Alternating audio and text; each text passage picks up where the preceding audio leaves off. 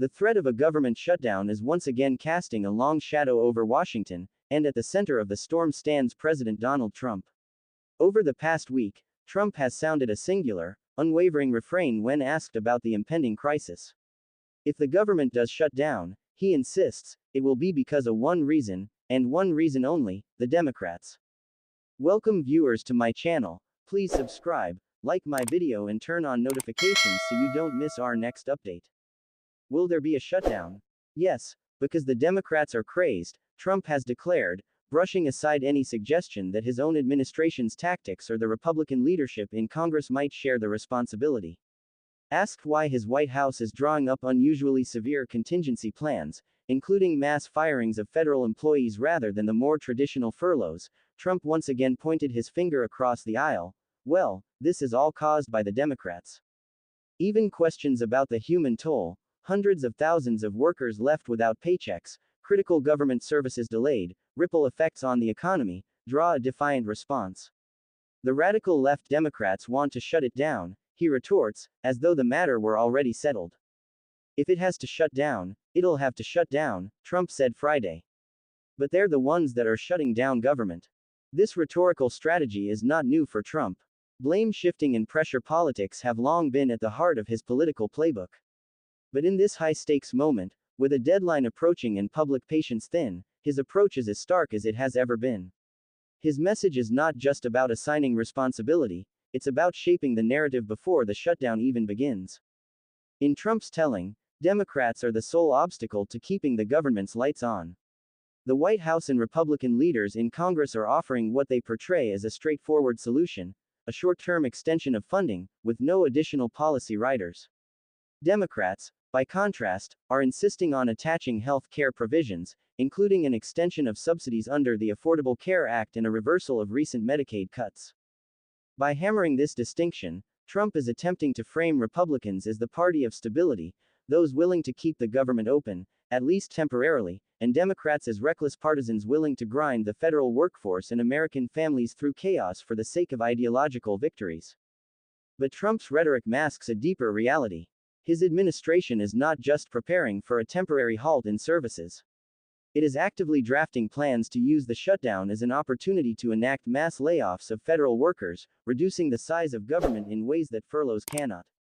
This represents more than just a budgetary standoff. It's an ideological project.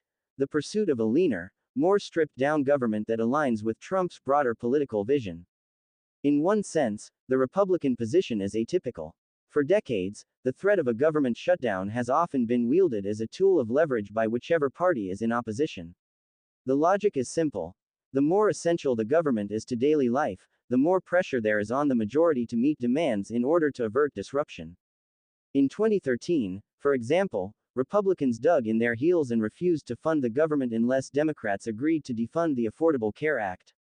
That gambit led to a 16-day shutdown, during which Republicans took heavy political damage.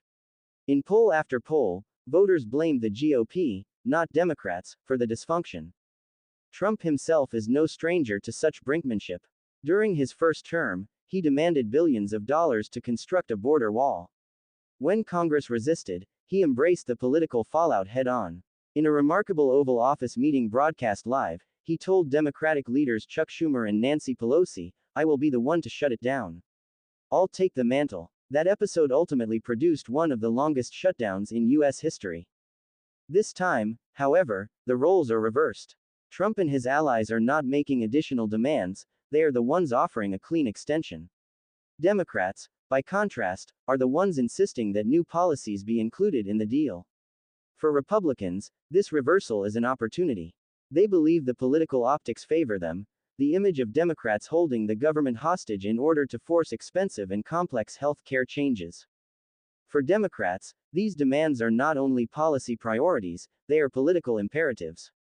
Protecting health care subsidies and preserving Medicaid benefits remain central to their brand, especially heading into another election cycle where health care affordability is expected to be a key issue.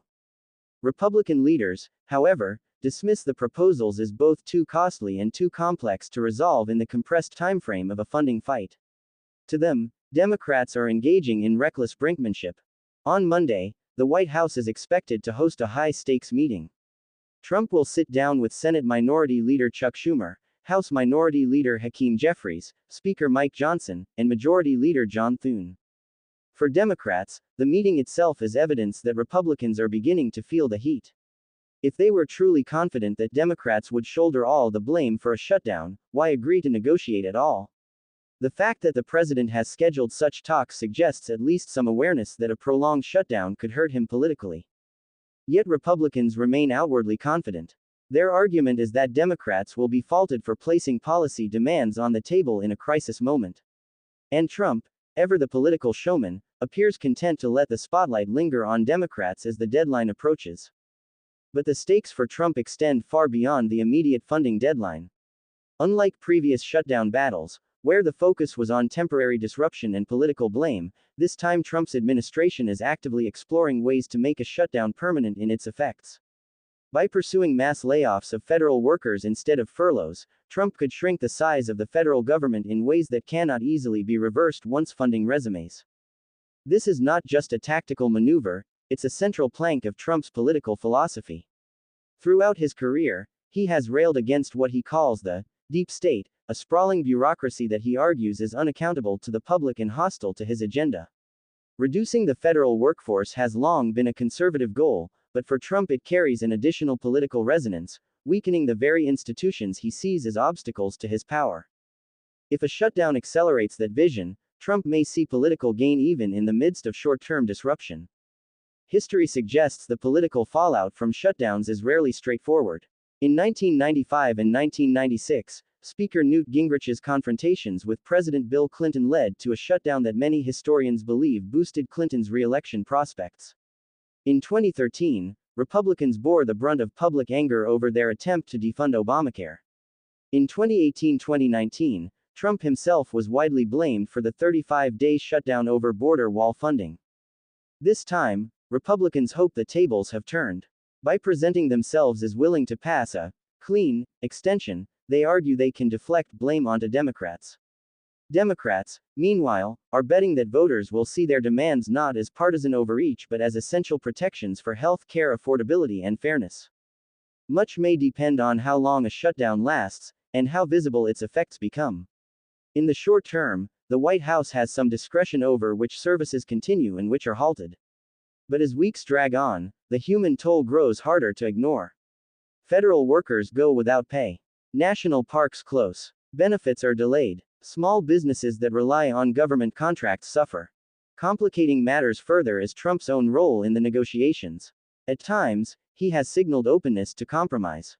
Senator Thune noted that Trump might be willing to consider at least one of the Democrats' demands after funding is secured. My assumption is, he's going to be willing to sit down and talk about at least one of these issues, after the government stays open, Thune told the Associated Press. But Trump has also shown reluctance to appear too eager for a deal. Last week, he initially agreed to meet with Schumer and Jeffries. Once the meeting leaked, however, Johnson and Thune privately urged him to reconsider. According to a person familiar with the matter, they argued that negotiating with Democrats over health care in the middle of a funding standoff would signal weakness. Trump ultimately backed away from the Thursday meeting, though he later agreed to a rescheduled session. This back and forth reflects Trump's unique position. On one hand, as president, he is the ultimate arbiter of whether a shutdown can be avoided. On the other hand, as a political figure, he is deeply attuned to the optics of strength versus weakness, and wary of making concessions under pressure. Beyond the immediate drama, the looming shutdown raises larger questions about governance in the Trump era. Can a president openly embrace disruption as a governing strategy and still retain public support? Can Republicans reshape the federal government through attrition rather than legislation? And can Democrats leverage public sympathy for health care policies into a winning political hand, even as they risk being blamed for chaos? For now, the answers remain uncertain. What is clear is that both parties are gambling, Trump on his ability to pin the blame squarely on Democrats, Democrats on their ability to frame their demands as essential rather than excessive. As the deadline looms, Washington is bracing for impact. The battle lines are drawn. The outcome will not only determine whether the government remains open in the coming weeks but also shape the political fortunes of both parties heading into the next election. In the meantime, Trump's refrain continues to echo. If the government shuts down, don't look at him. Look at the Democrats. Whether the public ultimately believes him may decide not just the outcome of this standoff, but the trajectory of his